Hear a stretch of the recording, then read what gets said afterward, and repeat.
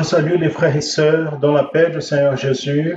Voici l'école biblique dominicale de l'Église chrétienne Maranatha et nous sommes en train de transmettre ici en direct à partir de notre centrale de communication dans la ville de Vila Velha, dans l'état d'Espírito Santo.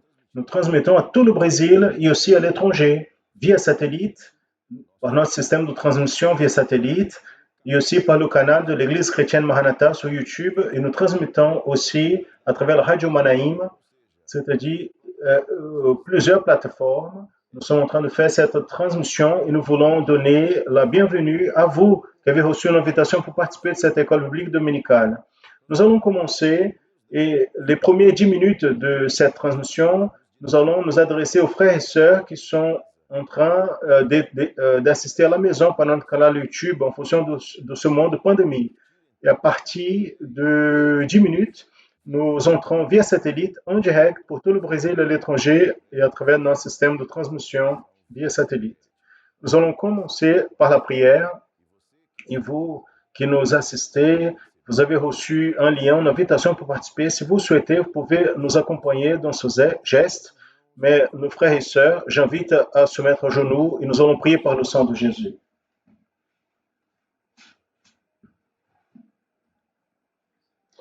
Seigneur, nous prions par le pouvoir qu'il y a dans le sang du Seigneur Jésus. Nous mettons nos vies devant toi en demandant au Seigneur le pardon de nos péchés et ainsi l'accès à ta présence. Nous demandons l'opération de ton Saint-Esprit sur nous et que tu puisses nous bénir au moment d'entendre ta voix et ton enseignement. C'est la prière que nous faisons au nom du Seigneur Jésus. Amen. Amen, mes frères, tous peuvent s'asseoir. Et nous allons chanter louange au Seigneur maintenant. Nous allons adorer le Seigneur avec un chant de louange, d'adoration, un moment de communion avec le Saint-Esprit de Dieu. C'est un moment où vous allez remettre votre vie au Seigneur et le Seigneur va parler à votre cœur.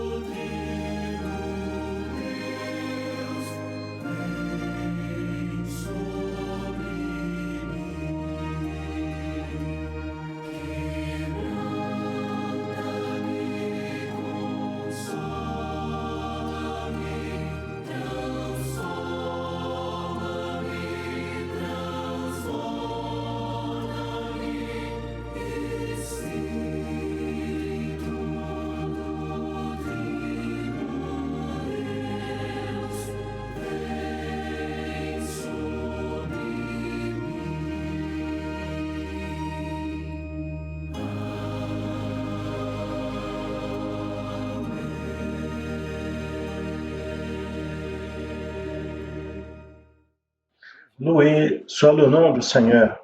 Esprit du Dieu de la Trinité vient sur moi. C'est la louange que nous venons de chanter. Nous allons continuer dans une attitude d'adoration.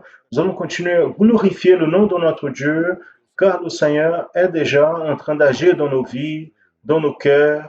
Le Seigneur est en train de bénir nos vies.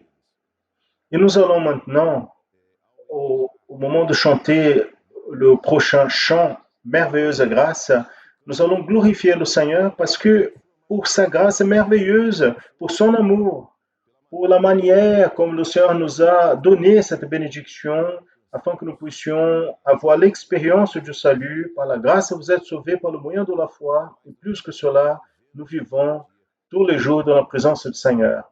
Nous allons maintenant adorer le Seigneur avec ce chant. Et dans la séquence, vous allez voir les participations du pasteur José Tigueiros et Gilson Souza en direct pour donner continuité à l'école biblique dominicale.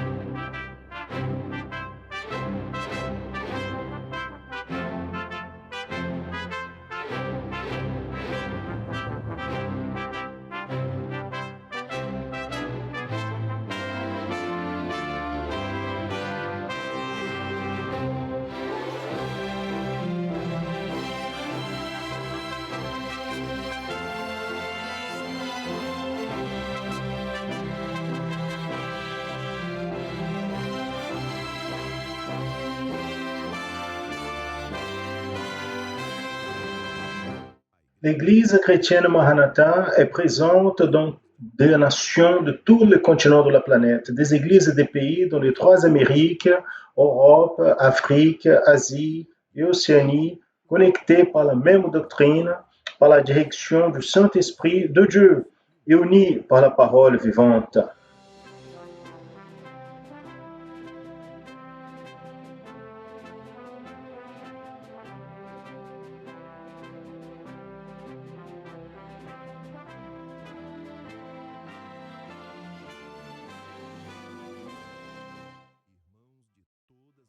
Des frères et sœurs de toutes les parties du monde participent d'un même culte, ensemble, dans un même corps, dans un même esprit.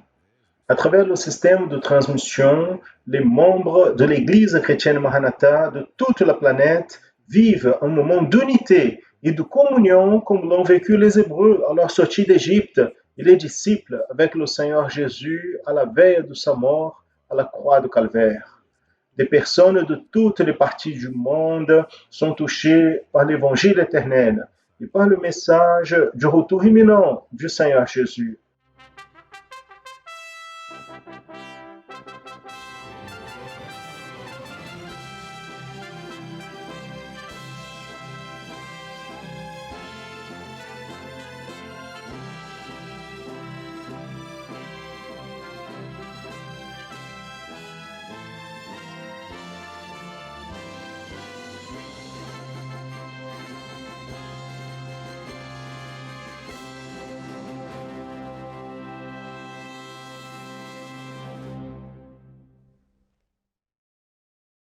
Nous saluons à tous les frères et sœurs, spécialement ceux qui se trouvent dans les églises, dans les cultes de l'école biblique dominicale, dans les cultes présentiels, dans la paix du Seigneur Jésus. En ce moment, les enfants intermédiaires et adolescents ont été déjà libérés pour l'école, pour leur école biblique. Et nous allons continuer notre sujet que nous traitons dans notre école biblique dominicale de l'Église chrétienne Maranatha, et le sujet lié aux sept paraboles proférées par le Seigneur Jésus selon la description de Matthieu chapitre 13.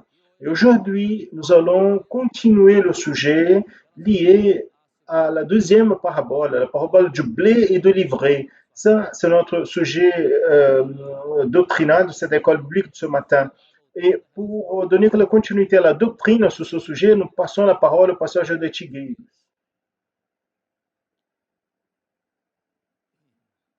Mes frères et sœurs, je vous salue dans la paix du Seigneur Jésus.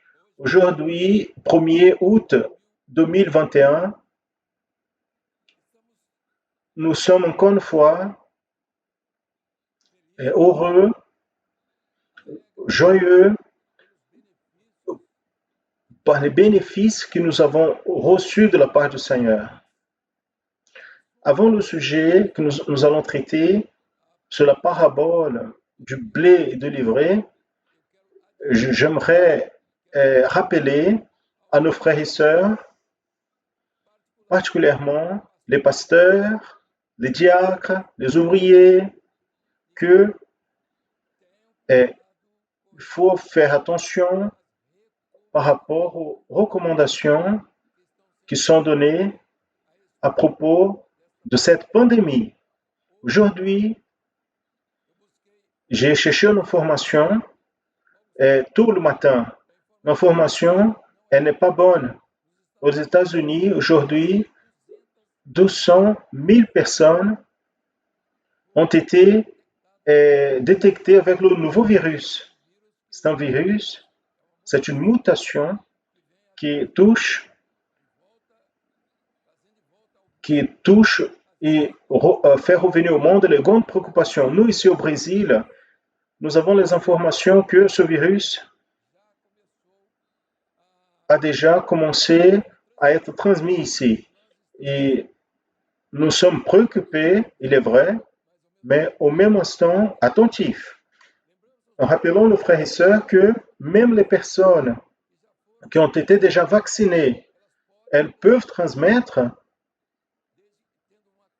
parce que elles ont une charge virale et ce nouveau virus, il est hautement contagieux. Et il y a une chose, il paraît qu'il est plus agressif que ceux qui sont déjà venus avant. Nous rappelons, frères et sœurs, les soins. Il faut l'éloignement social, l'utilisation des masques, le nettoyage des mains à la maison, la nourriture, le transport public, où vous mettez la main, cherchez de l'alcool et passez dans les mains. Il faut faire attention à ces orientations. Il y a une autre orientation qui est vue dans tout le monde. Nous voyons des incendies dans tout le monde. Quand nous voyons cela, ce n'est pas un sujet pour nous préoccuper, bien évidemment. Certainement parce que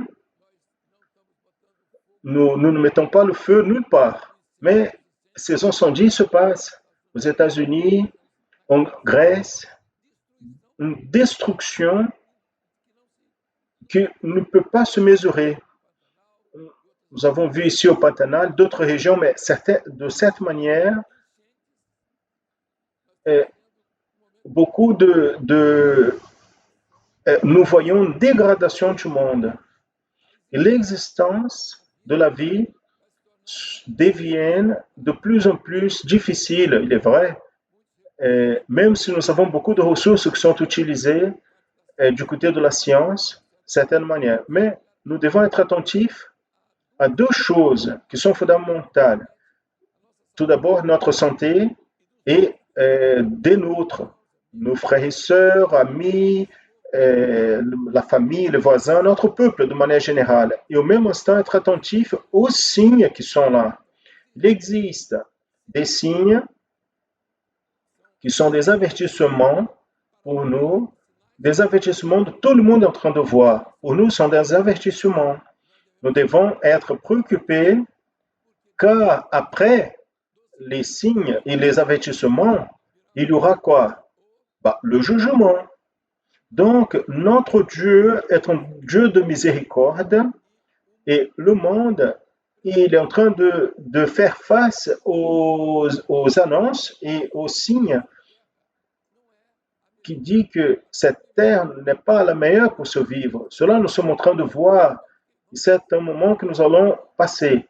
Nous ne sommes pas préoccupés à dire que les gens doivent être préoccupés. Non, notre préoccupation, le désir de Dieu est que nous puissions vivre. Nous allons batailler en vivant, mais en attendant le moment quand le Seigneur donnera son avertissement final à chacun de nous, à la vie de chacun. Il y aura un son, beaucoup ont déjà entendu, nous allons entendre aussi, c'est le son de la trompette.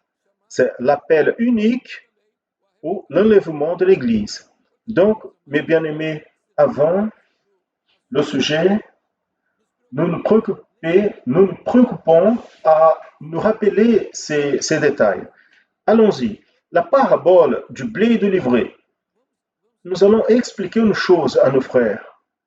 Une parabole a plusieurs éléments qui l'accompagnent. Donc, quand Jésus il profère la parabole du blé et de l'ivraie, il s'adresse à l'Église. Il est en train de parler à propos de lui. Dans la parabole, vous allez retrouver l'opération de la Trinité, vous allez retrouver l'historique et le prophétique. L'historique, c'est quoi? Le Seigneur Jésus explique avec beaucoup de simplicité. Le blé a été planté par un homme et le livret a été planté par l'ennemi. Donc, je veux attirer votre attention, donc l'attention de tous les frères et sœurs. Beaucoup de fois, nous disons, je suis en train de méditer dans la parole. On lit 3 versets et on part au travail, à la fête, où on veut, tout va bien. Méditer, c'est pas ça. On doit prendre un temps pour méditer, parce que sinon, on ne va pas retrouver dans la parabole, dans l'enseignement de Jésus, ce qui est le plus important. Voyez bien, quand vous retrouvez dans la parabole, pas seulement dans les paraboles, pas seulement dans les paraboles. Notez bien, une fois pour toutes, en tous les moments, il y a une opération du Seigneur et à côté, l'ennemi vient au milieu. Il n'y a rien dans la Bible, aucun moment, nulle part, où l'opération du Seigneur n'est pas contraposée avec une réaction du monde. Quand on parle monde, on n'est pas en train de parler de ce monde physique qui est là. On n'est pas en train de parler des plantes, de la mer, la nourriture, les enfants, les hommes, les personnes. Non, on est en train de parler, quand on parle du monde, on parle de la chair et l'adversaire qui se mettent ensemble pour faire une opposition. Donc, toute l'action du Seigneur, de l'Évangile, est associée à une opposition. Personne vit dans l'Évangile sans une opposition. Quand on parle de la parole, il y a une opposition qui vient. Si on va dans la lettre, l'opposition à la lettre, ça n'existe pas. Mais quand on va dans l'esprit, là, il vient l'opposition de l'autre côté. Il n'a pas compris, il ne sait pas pourquoi. Vous savez pourquoi? Parce qu'il ne veut pas entendre, il ne veut pas s'arrêter, il ne veut pas savoir ce qui vient de l'esprit. Nous allons définir une chose une fois pour toutes.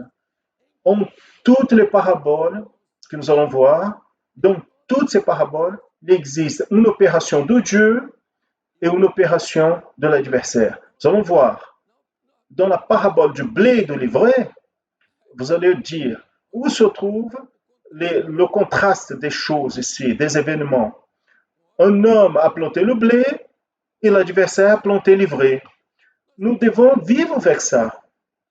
Donc, si nous n'avons pas cette compréhension, là je vais vous dire, dans la parabole la première parabole du semeur, qu'est-ce que vous allez retrouver? Vous allez dire, l'homme, il plante la semence, mais il vient l'ennemi et enlève du cœur. Dans la parabole du blé et de l'ivraie, nous allons retrouver toutes ces différences. Regardez, vous allez voir, l'ivraie, il ne porte pas de fruits. Qu'est-ce qu'il fait? Pardonnez-moi. Il enlève les valeurs de la terre pour diminuer le fruit du blé. Et il trompe, l'ivraie, il trompe. Les deux poussent ensemble. Le Seigneur Jésus a dit, quand ils poussent ensemble, il est en train de se référer aussi au futur. Ils poussent ensemble, mais ils seront distingués dans un moment donné. Donc, l'Église un jour va partir. Il y aura une séparation des fidèles des infidèles. Les fidèles, voyez bien, il ne fait pas référence ici. Le Seigneur Jésus n'est pas en train de se référer à un peuple, à quelqu'un qui n'est pas de l'Église, qui n'a pas été chrétien, n'est pas évangélique. Non, il se réfère ici à ceux qui sont dans le champ, ceux qui ont reçu la sémence. Donc, ils ont reçu la sémence du blé. Et qu'est-ce qui se passe? Où a été le problème? Voyez bien, mes frères, ce n'est pas seulement l'opération de l'adversaire, mais l'homme aussi, il a la responsabilité. Ce qui importe ici, c'est de comprendre, par exemple, la parabole du blé et de l'ivraie. Quand Jésus parle, il fait référence à un groupe petit, comme dans toutes les paraboles. Il fait référence aux religieux de l'époque, qui étaient un seul, qui étaient les Juifs. Donc, il y avait les scribes, les pharisiens, les sadducéens. Il parle aux religieux. Il parle aussi aux disciples. Mais principalement, il était en train de parler à l'Église ou aux fidèles qui viendraient après. Et c'est si bien que il dit, je ne vais pas vous dire tout, vous n'allez pas comprendre tout, je vais vous dire une partie ici. Vous savez pourquoi? Parce que cette autre partie qui n'est pas clair serait pour l'Église, pour un temps spécial. Quel est le temps propre des paraboles du royaume? Elles pointent où?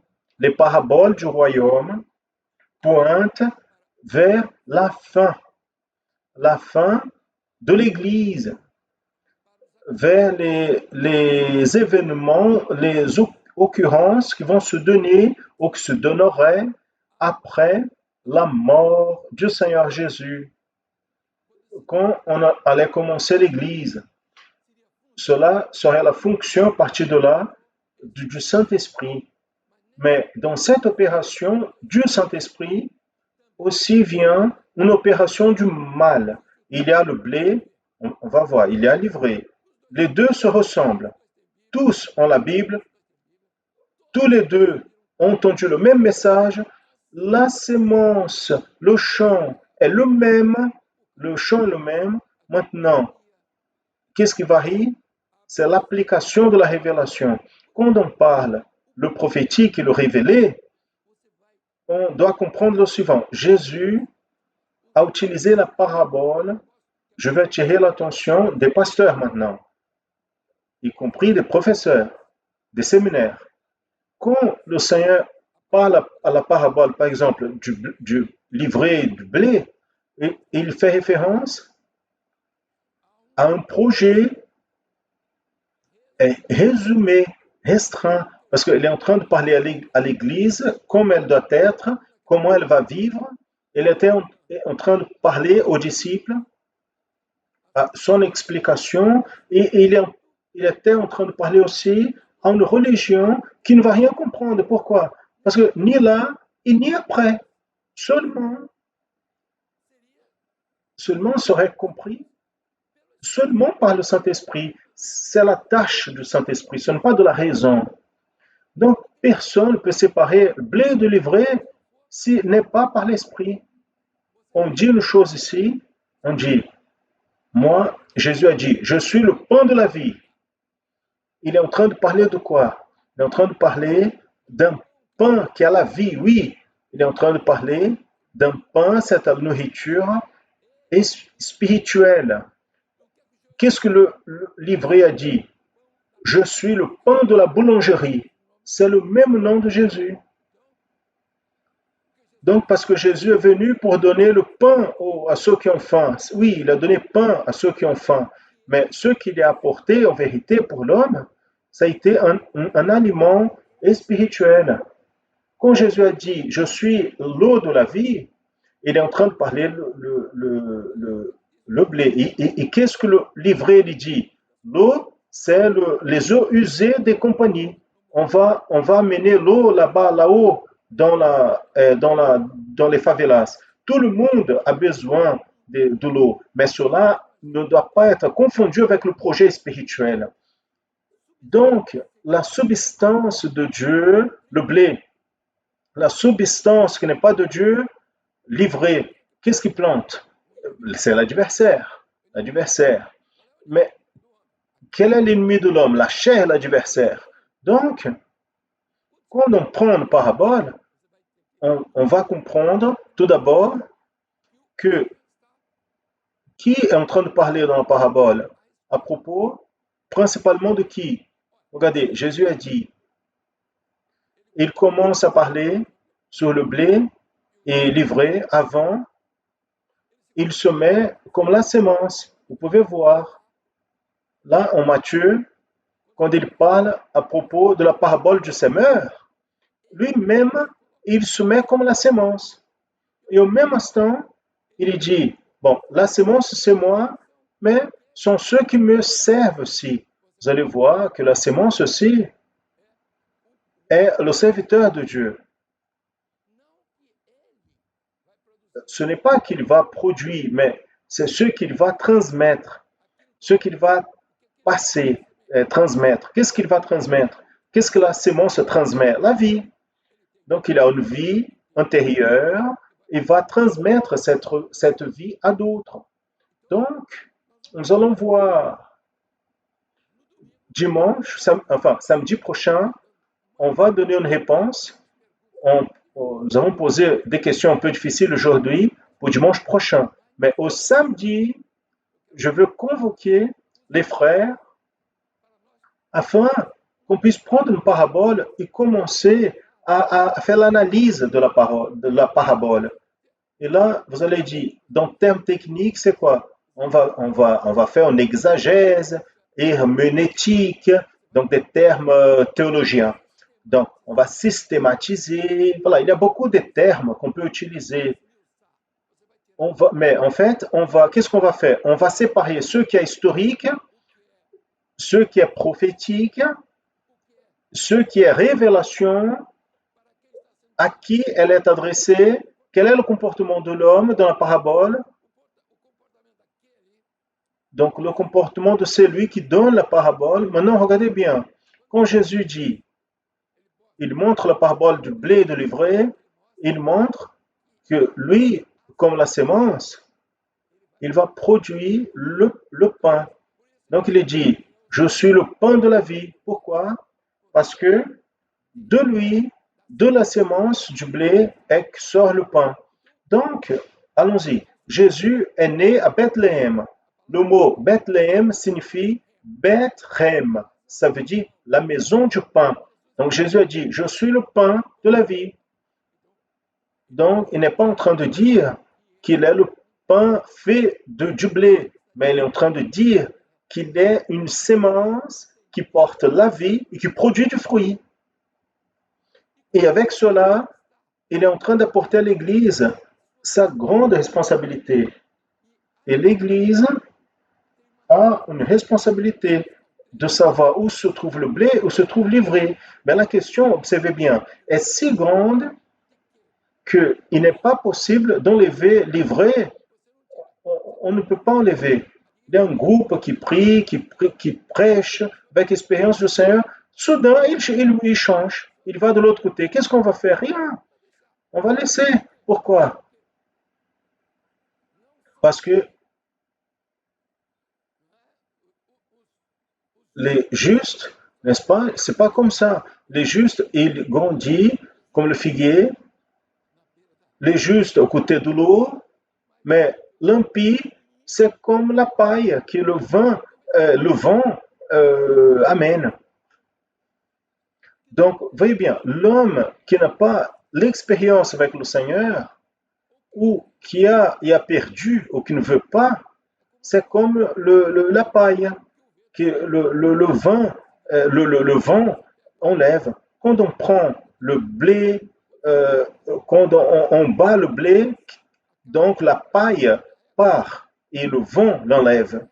Qu'est-ce qui est important dans le blé? C'est la paille ou le grain? Mais la paille est nécessaire. La paille est nécessaire. Pourquoi? Parce que c'est elle qui protège le grain. Donc, c'est le moment, mais il y a un moment où la paille va être enlevée et le grain va rester. Et l'ivraie, non, l'ivraie, il est là, il est venu pour rester, il va continuer dans tous les endroits. L'œuvre de Dieu, elle n'est pas élective, c'est pas une élite. Je suis riche, tu es pauvre. Je suis savant, tu n'es pas. Je suis culte, tu n'es pas. L'œuvre de Dieu n'est pas élective, elle est sélective. Donc, tu es A, l'autre est B. Il n'y a pas de mélange. Il y a un moment, ce moment, les transformations, les luttes de l'Église sont les mêmes. Et je pose une question devant. Depuis qu'il est né,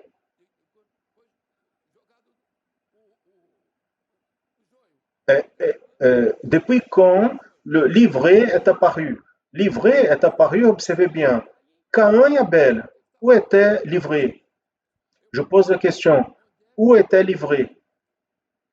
Caïn ou Abel? On prend Saül et David, où était livré?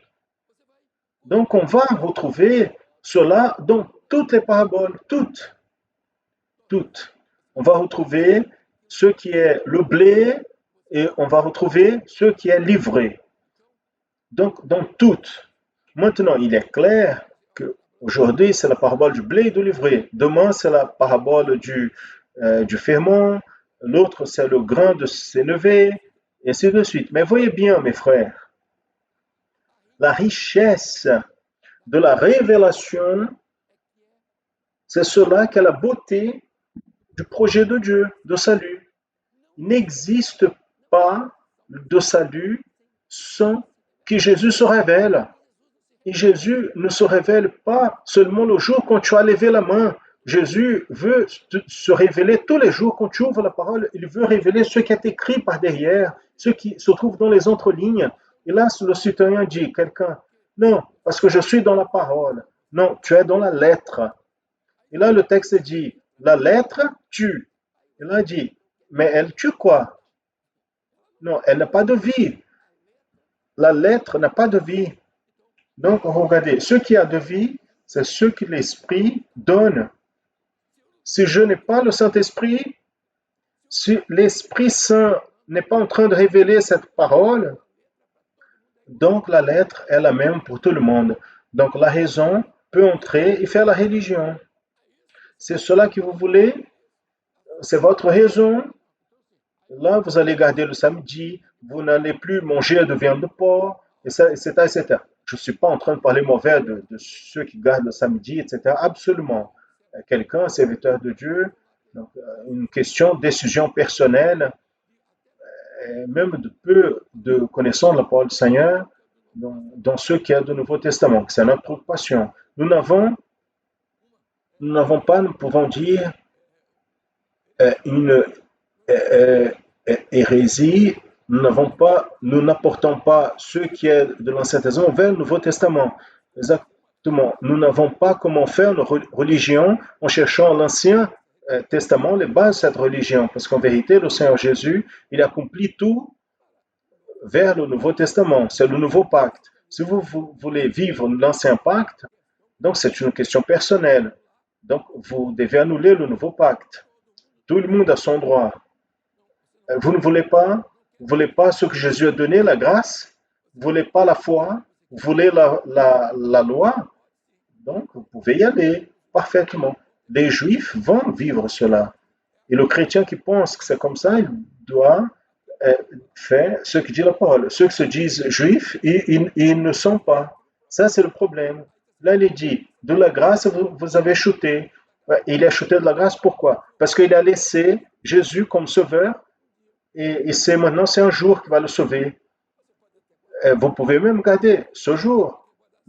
Si vous voulez garder 7 jours, il n'y a pas de problème. Mais voyez bien, notre repos n'est pas dans le jour. C'est ça le problème. Notre repos, elle est dans le Shabbat, qui est le Seigneur Jésus, qui est notre repos. Nous nous reposons en Jésus tous les jours. Il parle à propos du repos de l'âme.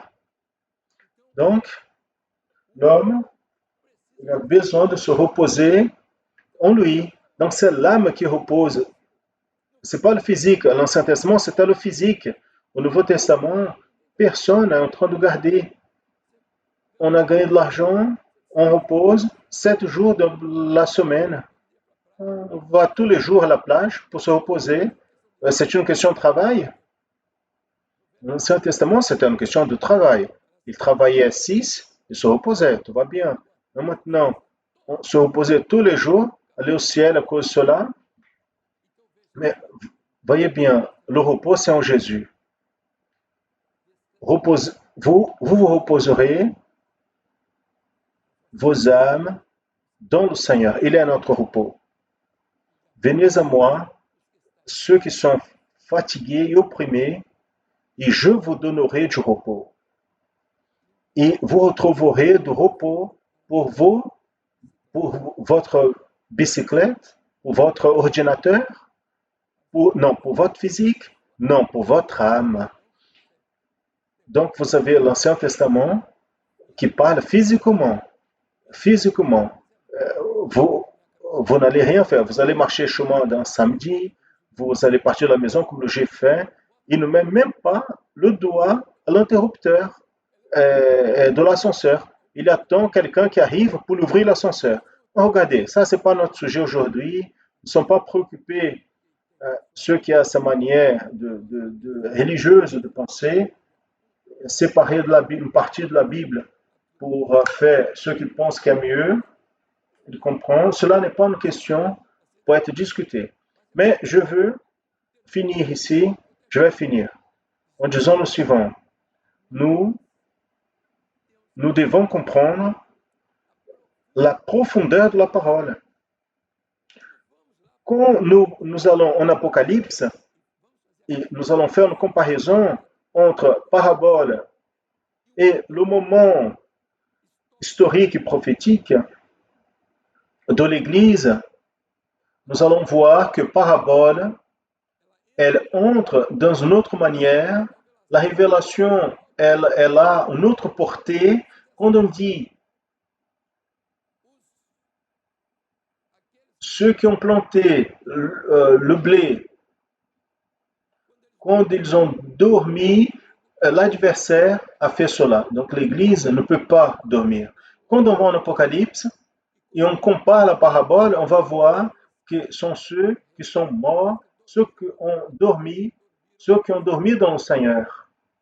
Ils ont dormi dans le Seigneur. Donc on raconte une histoire très large. Et donc ce n'est pas simplement une histoire d'une église locale, un groupe de personnes, aux religieux, aux disciples qui ne comprenaient rien, et une explication qui même pas les disciples ont compris. Aujourd'hui arrive à nous avec une richesse extraordinaire. Et c'est si bien qu'on voit, regardez, il prend la parabole, elle est placée dans une histoire extraordinaire où le royaume que Jésus a prophétisé, c'est celui qu'il a révélé en Apocalypse. Il prophétise là-bas dans les paraboles, il raconte la parabole ici, mais là, quand il arrive, cette parabole a une autre valeur. Quand il va faire l'étude des lettres, chaque lettre parle d'une parabole. Donc, la portée, elle est merveilleuse. Pourquoi? Parce que la révélation, elle n'est pas dans la limite de la capacité du citoyen qu'il a un cerveau de cette taille. Il n'entre jamais. Sa bataille, c'est de dire qu'il est dans la lettre. Ah, tu dois lire la Bible, parce que c'est lui qui va dire ce que toi, tu ne sais pas et que seulement lui, il sait. Ce n'est pas ça. Parce que la révélation pour tous. Donc, nous sommes en train de voir. Maintenant, je pose la question. Je vais laisser maintenant le sujet, parce que j'ai déjà beaucoup dit ici, mais je vais dire, la révélation, la parole révélée, c'est le blé ou du livret. C'est ça qu'on doit dire. Les dons spirituels, c'est le blé ou du livret. La prière par le sang de Jésus, c'est du blé ou du livret. J'ai besoin de répondre à ça? Je dois répondre? Je suis en train de faire d'études de quoi? Je suis le savant? Non, je pose la question. Qui prêche livret? Répondez. Bah, c'est l'adversaire. Un, parce qu'il y a beaucoup. Il y a lui et ses suiveurs, ceux qui l'accompagnent. Ils prêchent livret. Bien-aimé, livret, c'est comme le blé. Je peux partir? Non, je ne vais pas partir. Je veux vous dire une chose. J'ai reçu ici les informations de nos frères qui travaillent en envoyant leur collaboration. Beaucoup ici. La relation Nelson Júnior, Roberto, Sandra, Bragança, Rodrigo Santos, Osineide Silva, Alexandre, Joselina, David, Antonovi, Luiz, Balia, aussi, même de Lisbonne, un frère s'est identifié, Hamilton Rodrigues, Isabelle Aguiar, Raphaël, des divers autres noms ici, Bruno, Maria, José Gonçalves. Voyez bien, des diacres, des pasteurs, quelques-uns, y compris ici, nous donnent l'honneur. Nous voyons ici des hommes extraordinaires qui apportent leur contribution. Je veux dire une chose, je reçois toutes les semaines l'envoi de tous les pasteurs, et principalement des frères ici de Flavio, de Maillon Assou, Maillon Mirim. Il y a un autre ici, un autre pasteur extraordinaire que notre frère, Ronilson Campelo. Et il nous envoie, si je ne peux pas citer ici tout ce qu'ils envoient parce que c'est impossible. Le temps est court, mais j'en profite beaucoup ce qu'ils nous envoient. Je remercie à ces frères, pas seulement à eux, mais beaucoup d'autres qui envoient leur contribution, la participation à l'école biblique dominicale. Et leur dit une chose, que certaines manières, nous sommes ici avec les mêmes commentaires des pasteurs, de ceux qui travaillent dans cette tâche extraordinaire d'évangélisation. Nous avons ici le frère Creuselino qui bat tous les records. Son église, jusqu'à aujourd'hui, personne n'arrive à dépasser le nombre de contributions qu'il nous envoie. Continuez, mon frère. Aujourd'hui, nous avons 12 participations parmi les 30 plus grande, 12 vient de l'État de Espírito Santo, 12 de Minas Gerais, 2 de Rio de Janeiro, 2, si je ne me trompe pas, c'est Bahia. Mais nous avons aussi, je veux juste ici faire une observation. Je parle beaucoup de cet aspect des groupes qui travaillent, mais regardez, de manière proportionnelle, Mato Grosso est de manière proportionnelle le, le, le plus grand participant de l'école biblique dominicale. Donc, vous voyez bien. Deuxièmement, nous avons Sergipe. Après, Rio Grande do Sul, Amapá, Alagoas, São Paulo, Paraíba, Rio Grande do Norte, Ceará, Espírito Santo arrive en 10e place. Minas Gerais, 11e et Pará en 12e. Et les autres viennent après. En participation à l'école biblique dominicale, nous orientons à nos frères, pasteurs ouvriers, qui ressemblent le peuple. Notre préoccupation bientôt est de passer le sujet possiblement aux pasteurs, les ouvriers, les pasteurs. Mais mettez le peuple dans cette compréhension, parce que à la mesure qu'ils comprennent ce qui est expliqué maintenant, il y aura beaucoup de facilité de la part du pasteur à porter les messages. Même pourquoi nous devons comprendre, ce n'est pas possible dans ce petit espace de temps faire tout ce qu'on fait. Donc, nous devons ici donner quelques rapports. Nous avons la collaboration de l'étranger, des frères ici de Bolivie, d'autres pays, Portugal, divers autres pays qui font partie aussi de l'État de Rio de Janeiro, dans la région des lacs. Un grand groupe qui se prononce, il nous aide, qui envoie des contributions. Mes frères, c'est tellement de contributions qu'on n'a pas le temps. Je veux même dire, j'ai trouvé, participation des frères de l'Est, la côte Est américaine, Massachusetts. Everett, beaucoup de frères ici, un témoignage d'un jeune homme. Mes frères, je suis celui qui est le plus béni parce que je reçois les témoignages et ces noms que j'ai cités ici ne sont pas tous convoyés. Mais je veux dire que quelques-uns, je vais répondre. Je commence à répondre, même par téléphone. Mais quelques-uns sont témoignages des diacres, des ouvriers, des sœurs, des professeurs de l'école biblique dominicale. Mes frères, je suis le plus béni. Donc, nous avons ici ces collaborations ici au Rio de Janeiro. Nous avons le diacre Júlio César de Saquarema. Nous avons aussi le frère, le jeune homme, Jennifer, la sœur Vanusa. J'ai beaucoup aimé parce qu'ils ont fait une division et chaque groupe a envoyé. Donc, ce n'est pas chaque personne qui envoie, c'est chaque groupe. Et c'est ça qui est important parce que l'apprentissage d'un groupe, il a une autre signification.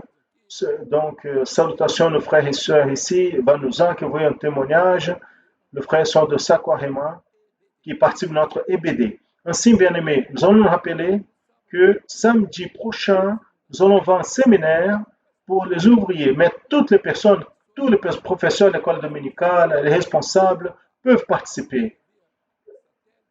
C'est via satellite sera aussi transmis par nos canaux de communication, la média va être utilisé et j'aimerais beaucoup que les frères nous accompagnent dans cette trajectoire de ce séminaire. Donc, séparer un petit goûter, assister du début à la fin. Nous avons beaucoup de choses pour informer à nos frères. Et nous sommes pressés. Le Seigneur met dans notre cœur, il est en train de parler tous les jours, tous les mercredis au mardi, le Seigneur il nous parle. Je suis pressé, je veux que mon peuple soit informé, je veux bénir mon peuple, je suis pressé. Mes frères, que Dieu bénisse à tous. Notre souhait à tous, c'est que Dieu bénisse avec sa paix, la paix du Seigneur. Amen, mes frères. Revenons ici à notre première question. Donc, la réponse envoyée par vidéo. La première question destinée à tous dit, en relisant les textes de l'évangile de Matthieu, chapitre 13, versets 24 et 30, et versets 36 à 43, répondez. D'abord, quelle est la différence entre le blé et l'ivraie une fois poussé? La question 2, en quel moment ou quand l'ivraie a été plantée? 3 et 4, il dit, la question 3, après la lecture des versets 25 à 30 au chapitre 13 de l'évangile de Matthieu, identifiez les sujets cités dans le tableau ci-dessus avec des versets correspondants en les citant devant chaque phrase. Voici les sujets et les réponses seront données par notre frère ici, d'ici peu. Quatrième question aussi, qui est, qui sont les moissonneurs référés dans l'évangile de Matthieu, chapitre 13, verset 39? Et confirmer la réponse dans le texte de l'évangile de Matthieu, chapitre 24, verset 31. Et la première question, elle sera répondue par notre sœur Rebecca, qui vient de Haute-Damira, dans l'état du Para. Numéro 2 sera répondu par Ana Neves, de l'église de Maiporã, dans l'état de São Paulo. La troisième question sera répondue par Amanda, du Bahia. Et la quatrième question sera répondue par Rebecca de l'église de Londrina, dans l'état de Paraná. 4 réponses dans la séquence. La paix du Seigneur. Je vais répondre à la question numéro 1. Quelle est la différence entre le blé et l'ivraie après pousser? La réponse est le blé. Il apporte des fruits qui sont les nourritures remplies du Saint-Esprit pour donner fruit à l'œuvre de Dieu. Et l'ivraie, il ne produit pas de fruits, ni la nourriture, il est vide. Il représente l'homme sans Dieu, sans direction de Saint-Esprit, la paix du Seigneur. À quel moment a été lancé le livret? Je vais répondre comme ça. En Matthieu chapitre 13, verset 25, qui nous dit, mais quand les hommes ont dormi, est venu leur ennemi et a semé l'ivraie au milieu du blé, et il s'est allé. La paix du Seigneur, mes frères. Le premier, c'est le sommeil spirituel, qui se trouve au verset 25. Le deuxième, le jeu est apparu, on voit dans le verset 26. Troisième, un ennemi, on voit ça au verset 28. Quatrième, laisser pousser, on voit ça au verset 30. Cinquième, l'ordre n'est pas de l'homme, cela se trouve au verset 29. Et le sixième est ramasser l'ivraie pour le brûler, cela se trouve au verset 30. Et le septième, ramasser le blé dans mon grenier, qui est le verset 30. La paix du Seigneur, mes frères. La réponse numéro 4, qui sont les moissonneurs? Sont les anges qui viendront chercher l'église fidèle dans le jour de l'enlèvement de l'église, comme il est écrit dans Matthieu 24, 31. La paix du Seigneur Jésus. Amen. Merci beaucoup pour la réponse, principalement de la Rebecca de Londrina, dans l'état du Paraná. Nous passons maintenant à la question numéro 5, qui est exactement la question adressée aux professeurs, ouvriers, diacres et oins. La question numéro 5 a plusieurs lettres. Lettre A nous dit, en quelle époque l'ivraie a été lancé dans l'église de Christ? Lettre B. L'ivraie sera enlevé le dernier jour où l'Église fidèle pourra délier de la communion ceux qui portent la doctrine de l'ennemi, c'est-à-dire l'ivraie. Lettre C de la question 5 dit, philosophie et théologie, dans la lettre et dans la raison, est blé ou livré. Lettre D, révélation, c'est-à-dire la parole révélée est blé ou est livré. Lettre E, don spirituel est blé ou est livré. Lettre F, clameur par le son est blé ou est livré. Ces 5 questions sont répondues par nos frères. Nos frères, tout d'abord, la lettre A s'est répondue par le frère Luís Faria de l'église de Porto, au Portugal.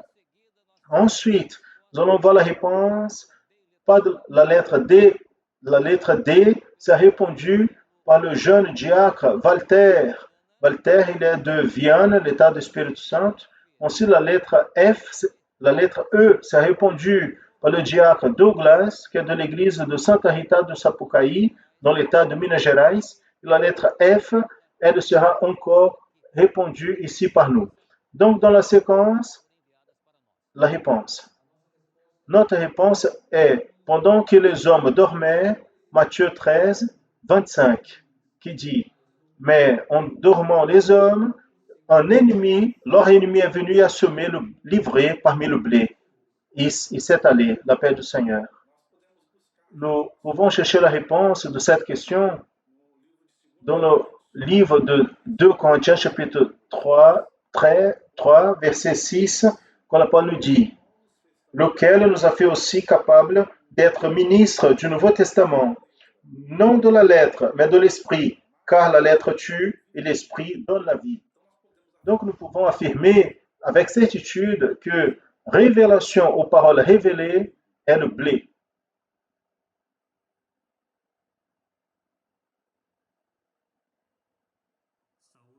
Je salue à tous les frères et sœurs, dans la paix du Seigneur Jésus, en répondant à la question E de la question numéro 5, qui veut dire que les dons spirituels font partie du blé ou du livret.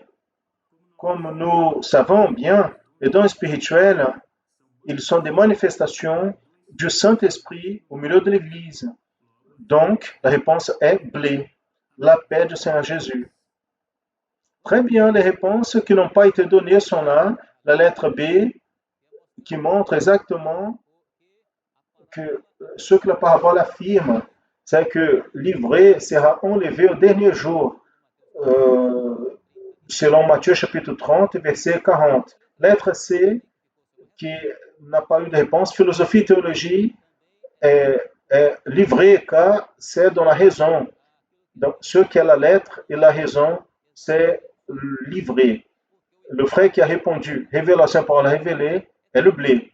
Très bien. Et pour finir, la lettre F, quand on parle de clameur par le sang de Jésus, c'est le blé, il parle livré, parce que la clameur par le sang de Jésus apporte la vie. Très bien. Passons à notre dernière question, c'est la question numéro 6 et 7. La 6, nous allons lire ici, notre question 6, celui qui prêche, non, qui prêche livré? Celui qui va donner la réponse, c'est notre sœur Ouisis, dans l'état de Piauí. La paix du Seigneur Jésus. En répondant à la question 6, c'est l'adversaire. En Matthieu 13, 28, on lit. Et il leur a dit, un ennemi, c'est qui a fait cela. Et ses serviteurs ont dit, vous voulez qu'on aille l'arracher? Très bien. Nous allons maintenant aller à la question 7. La question 7, elle est composée de 3 lettres. Lettre A nous dit, quelle est la meilleure sémence? Lettre B, la question, êtes-vous une bonne terre? Lettre C, quelle est la sémence que vous voulez? Le blé et le livret. Celui qui va me donner ces 3 réponses, c'est notre frère Steven Castro. Il est de El Salvador, dans l'Amérique centrale. Sa mère va poser la question, lui, il va nous répondre. Car la mère pose la question et donne la réponse avec l'enfant. Je vous salue dans la paix du Seigneur Jésus. Nous allons donner la réponse à la question numéro 7. Quelle est la meilleure sémence, le blé ou l'ivraie? C'est le blé. Lettre B. Vous êtes une bonne terre? Oui, parce que ma terre n'est pas livrée. Et Jésus est dans mon cœur et la sémence donnera des fruits. Lettre C. Qui sème le Le blé ou le... Qu'est-ce que vous voulez, le blé ou le livret? Je veux le blé. Amen. La paix du Seigneur Jésus. Nous allons maintenant prier pour nos enfants intermédiaires et adolescents. Je vais inviter le pasteur Josias pour être avec nous, pour prier au Seigneur. Celles qui ont été dans les classes maintenant, celles qui auront les classes maintenant, les études à travers notre canal YouTube. Prions. Notre Dieu et Père, on pose ta main pour bénir les enfants intermédiaires et adolescents, celles qui ont déjà eu dans les églises leur étude, tu puisses les appliquer dans leur cœur. Et ceux qui vont maintenant participer du restant de cette programmation, nous prions en clamant ainsi au nom du Seigneur Jésus. Amen. Amen, mes frères.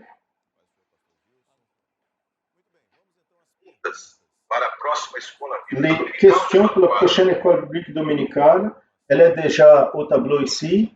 Nous avons donné une information d'introduction, les 7 paraboles, chapitre 7 au chapitre 13 de l'évangile de Matthieu.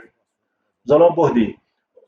La première question, quel est le nom de la troisième parabole enregistrée dans le chapitre 13 de Matthieu? Le nom de la parabole. B. Citez le numéro des versets qui correspondent à cette parabole. Et cette question s'adresse à tous. C'est la seconde question à tous. Numéro 2. Identifiez les symboles qui sont exposés dans la parabole du grand de Sénévé.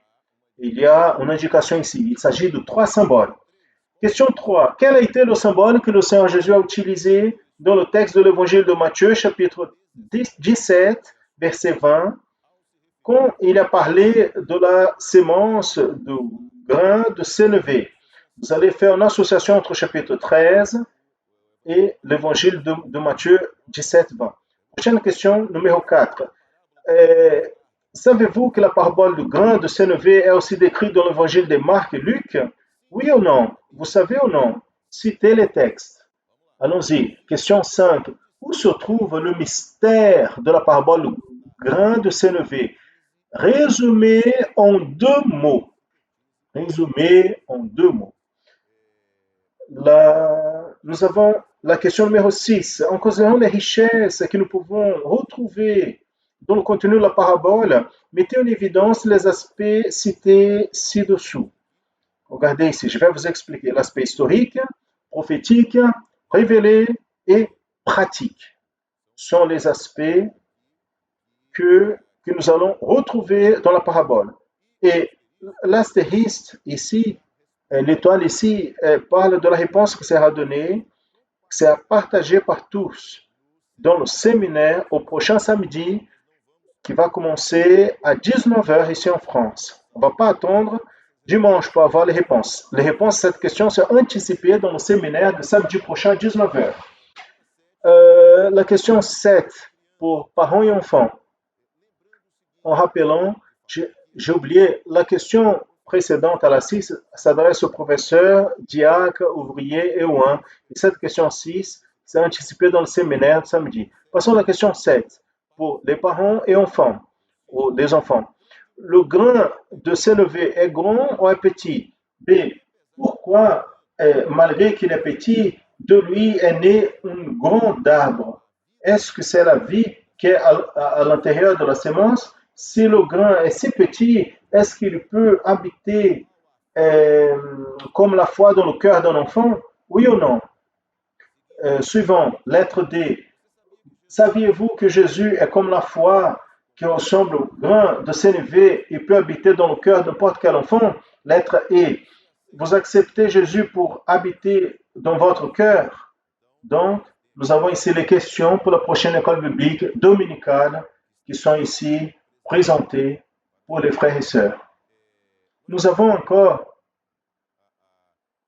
les consécrations. Rapidement, nous pouvons mettre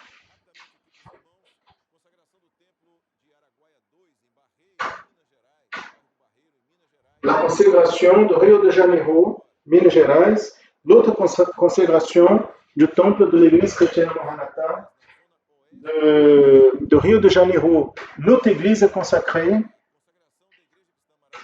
à São José, do bairro São José, à Guarapari, Espírito Santo. Nous avons 3 consécrations de l'église chrétienne Maranatha. Depuis le jour que le culte sont retournés au présentiel tous les dimanches. Nous vous présentons ici plusieurs consécrations. L'Église a grandi malgré la pandémie. Les frères et sœurs peuvent conclure dans les églises, ceux qui sont dans les églises, et nous allons continuer avec ceux qui nous assistent par le canal YouTube. La paix du Seigneur Jésus à ceux qui sont dans les églises. Amen. Maintenant, nous allons continuer avec ceux qui se trouvent dans le canal YouTube, qui participent de la maison. Nous allons entrer maintenant avec l'étude pour les enfants, intermédiaires et adolescents, et aussi l'étude d'instruments de musique. Je salue à tous, spécialement les enfants, intermédiaires et adolescents, dans la paix du Seigneur Jésus. Mes bien-aimés, quand Jésus est venu ici dans ce monde, il nous a laissé un enseignement précieux qui sont les paraboles du royaume. Mais de quel royaume Jésus a parlé? Le royaume des cieux. Nous allons voir notre étude en lisant ensemble un texte de notre Bible qui sont de l'évangile de Matthieu, chapitre 13, versets 24-25. Nous allons lire tous ensemble. Il les a dit une autre parabole en disant: le royaume des cieux est semblable à un homme qui sème la bonne semence dans son champ. Mais quand les hommes dorment, son ennemi vient et a semé, livré au milieu du blé, il est parti. Matthieu 13, 24-25. Jésus est venu ici dans ce monde avec une proposition d'annoncer le royaume des cieux. Il faisait cela en racontant des petites histoires qui sont des paraboles pour enseigner sur ce royaume. Il a enseigné la parabole du semeur. Ensuite, il a raconté la parabole du blé et de l'ivraie. Jésus, il a dit, le royaume des cieux est comme un homme qui a semé la bonne semence dans sa terre. Mais au moment que tous dormaient, un ennemi est venu et a semé au milieu du blé une semence du mal, appelée ivraie. Et après, il est parti. Le temps est passé et quand les plantes ont commencé à grandir, l'ivraie est apparu. Et les employés qui prenaient soin de la moisson ont vu l'ivraie au milieu du blé. Ils sont allés au propriétaire des terres et ont dit: nous savons que vous avez semé la bonne semence dans votre terre. D'où vient donc cette ivraie? Le propriétaire du terrain savait tout. Il leur a dit: un ennemi a fait cela. Les serviteurs voulaient donner une solution. Le Seigneur veut que vous voulez que nous arrachions l'ivraie, mais le propriétaire a dit non, parce que si vous arrachez l'ivraie, il y a un risque d'arracher aussi le blé. On va faire le suivant.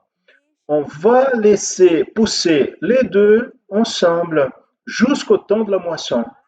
Là, dans ce temps, je vais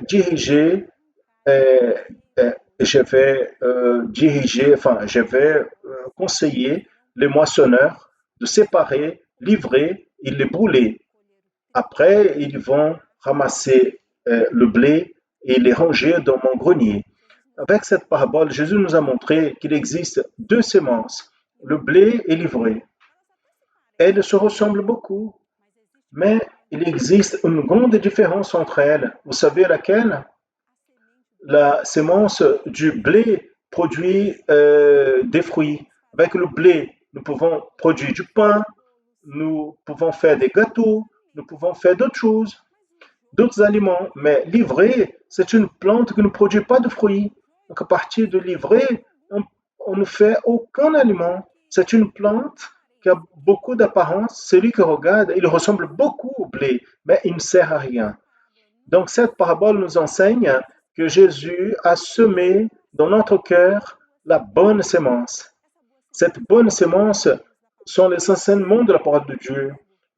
Le blé, cette plante qui apporte du fruit pour produire tellement d'aliments, nous parle du serviteur fidèle qui entendent et pratiquent les enseignements de la parole du Seigneur. Mais l'ivraie, c'est une plante en comparaison de ceux qui entendent les enseignements de la parole de Dieu, mais ne pratiquent pas. Dans leur cœur, il y a de l'espace que pour les mauvais enseignements de ce monde. Donc maintenant, enfants, intermédiaires et adolescents, nous allons nous rappeler de la parabole pour répondre. quand est-ce que l'adversaire a lancé la semence du mal dans le cœur des hommes? Quand ils étaient en train de dormir. Donc, bien-aimés, si nous ne sommes pas attentifs et vigilants en écoutant et en pratiquant la parole de Dieu, c'est comme si nous étions en train de dormir. Donc, si c'est comme ça, nous pouvons même être à l'intérieur d'église en rassemblant le blé, mais si notre comportement, notre manière d'agir, notre parler est selon le monde, nous allons être le livré. Miséricorde, Seigneur. Mais quoi faire avec l'ivraie qui grandit avec le blé? Comme ils sont très semblables, si on arrache l'ivraie, le blé vient avec. C'est pour cela que Jésus a dit qu'il serait séparé seulement au moment de la moisson. Et la moisson, c'est le moment de recueillir les fruits. Quand Jésus viendra pour amener son Église fidèle, et c'est ça le moment de la moisson, de la cueillette. Ceux qui sont blés ici dans le monde, ils ont été la bonne terre pour recevoir la semence que Jésus a plantée avec sa main puissante. Mais ceux qui ont été livrés, qui sont ceux qui ont entendu la parole, mais n'ont pas pratiqué, en vérité, ils ont laissé la semence mauvaise, les enseignements mauvais du monde grandir dans leur cœur. Malheureusement, ceux-là vont rester dehors du royaume de Dieu. Ils seront lancés dans un endroit où il y aura douleur et souffrance. Donc, pour finaliser notre étude, il y a une question qui doit être répondue pour chaque enfant intermédiaire et adolescent. Vous êtes blé ou livré? Qu'est-ce que tu veux être? Tu fais partie du groupe qui écoute et pratique la parole de Dieu et garde la foi vivante, ou tu fais partie de l'autre groupe qui préfère de suivre les mauvais enseignements de ce monde? Regardez, Dieu veut que nous soyons le blé pour produire beaucoup de fruits dans sa présence. Si nous choisissons d'être blé, fidèles au Seigneur, bientôt, dans la moisson, nous serons gardés dans le grenier du Père. Nous serons avec notre Dieu dans l'éternité. Alléluia. Maranatha, notre Seigneur Jésus vient. Amen, bien-aimés. La paix du Seigneur Jésus.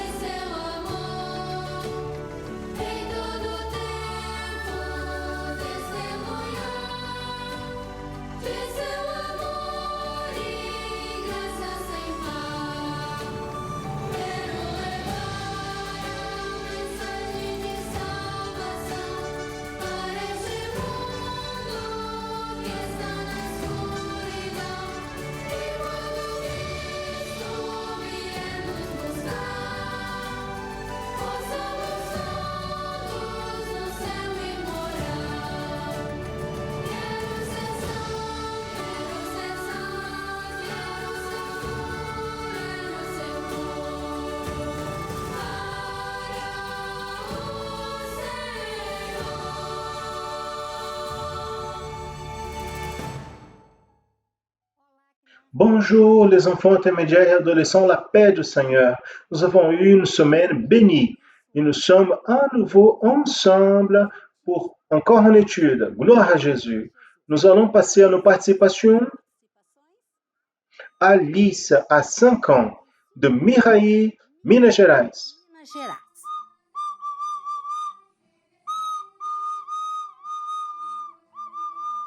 Julie a 10 ans. Será Espírito Santo.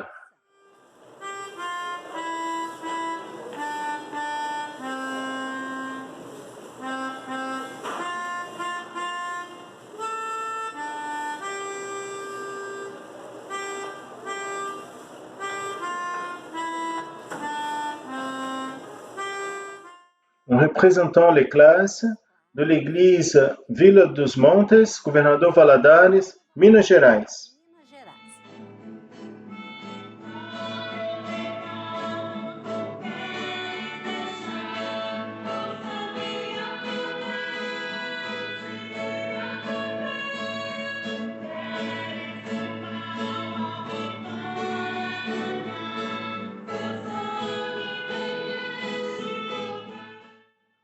Les cousines Barbara e Beatriz, de São José dos Campos, São Paulo.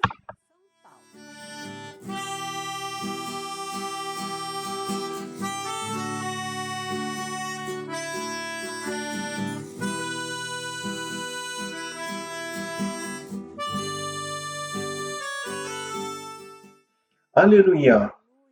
Nous sommes en train d'apprendre à être un bon musicien de Dieu comme le serviteur et roi David. Dans l'étude précédente, nous avons parlé de quelques-unes de ses qualités. Nous avons fini en disant qu'il était donc courageux et nous avons dit qu'il y a des louanges plus rapides, plus longues, d'autres plus joyeux. Est-ce que dans la partition, il existe un signe montrant cela? Oui, il existe. Nous allons voir. Dans toutes nos partitions, ici, dans le côté gauche, il y a représenté la marche, l'évolution de la musique. Et cette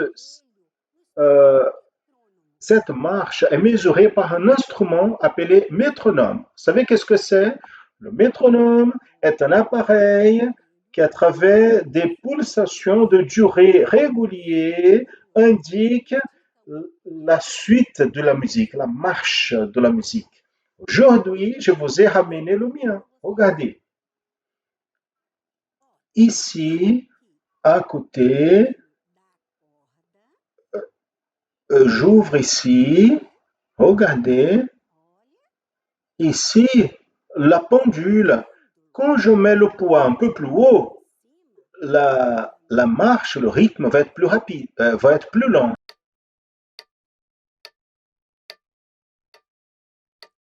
Maintenant, je vais mettre au milieu, modéré. 1, 2, 3, 4. 1, 2, 3, 4. Et maintenant, le poids très en bas, ça va être plus rapide.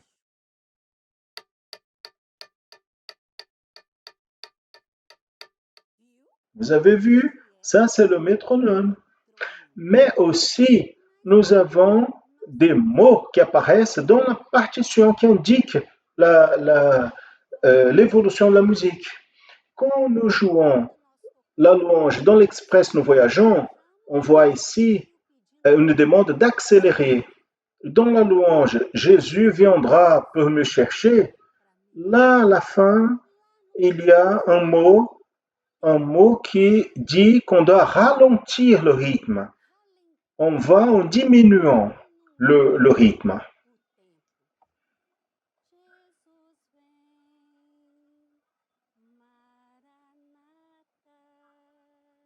Maintenant, nous allons connaître les autres qualités du serviteur et roi David. Un homme de guerre, préparé pour batailler. Dans la guerre, on utilise des armes, n'est-ce pas? Nous aussi, nous avons les armes spirituelles. Et la louange est une puissante arme qui vainc l'adversaire. Il savait parler bien. C'est celui qui est prudent et il fait attention dans ce qu'il dit. Il porte un bon témoignage. Il est de bonne présence. Sa présence était agréable. Il était humble. Il ne se trouvait pas le meilleur. Il n'était pas vaniteux. Être vaniteux déplaît beaucoup le Seigneur. Et pour finir, le Seigneur est avec lui. Quand le Seigneur est avec nous, nous avons ce qui est de plus précieux. David, il était approuvé et le Seigneur l'a utilisé quand il a joué son harpe, quand le mauvais esprit venait sur Saül. Celle-là, c'est l'histoire de la prochaine étude. Amen. Maintenant, nous allons nous rappeler de la louange. J'ai une lampe. Votre instrument est là, à côté de vous. Regardez, le mien, il est là. Nous allons donc la paix du Seigneur à tous.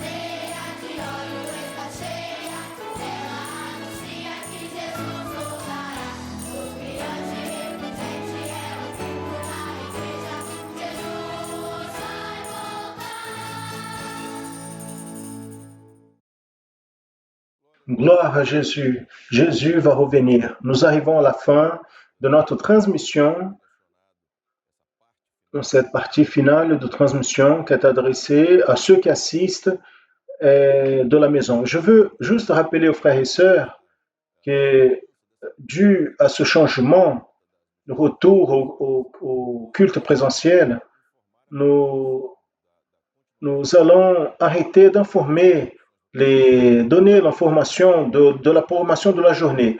Mais la programmation continue. Vous voyez à l'écran, il apparaît un lien, enfin le QR code qui transmet et donne accès au lien pour le culte du soir à 20h au Brésil. Vous pouvez pointer l'appareil photo de votre smartphone vers ce code, vous allez voir le lien pour le culte du soir. Vous pouvez utiliser pour évangéliser. C'est une excellente forme que nous avons pour évangéliser. Amen. Nous allons donc prier au Seigneur et remettre notre culte au Seigneur, cette école biblique dominicale. Seigneur, nous louons ton nom, nous glorifions, car le Seigneur, par l'opération de ton esprit, par la direction du Seigneur, de ton esprit vers nos vies, tu nous as enseigné à séparer le blé de l'ivraie. Et le Seigneur a fortifié notre foi, notre marche, notre assurance du retour imminent du Seigneur Jésus et vivre l'éternité avec toi. Maintenant, nous demandons que tu puisses bénir chaque frère et sœur, chaque membre, chaque visiteur, Seigneur, chaque personne qui a participé de cette école biblique dominicale, chaque enfant, intermédiaire et adolescent. Seigneur Dieu, nous donnons la bénédiction d'une continuité de cette journée dans ta présence. La prière que nous faisons et en ton nom, nous disons que la grâce merveilleuse du Seigneur et Sauveur Jésus-Christ, l'amour de Dieu, notre Père éternel, les douces, saintes et éternelles consolations du Saint-Esprit repose sur vous, frères et sœurs, sur tout le peuple de Dieu, depuis maintenant et pour toujours. Amen. Amen, mes frères. Que Dieu bénisse la paix du Seigneur Jésus.